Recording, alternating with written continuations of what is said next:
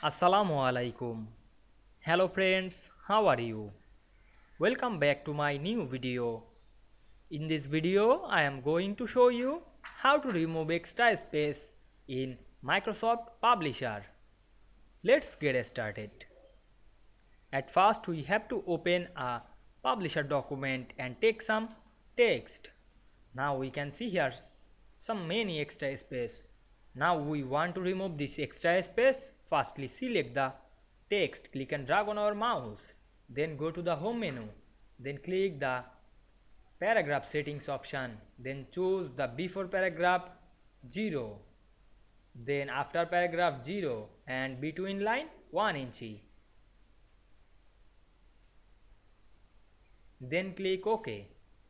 Now we can see we remove extra spaces in this publisher document text very easily.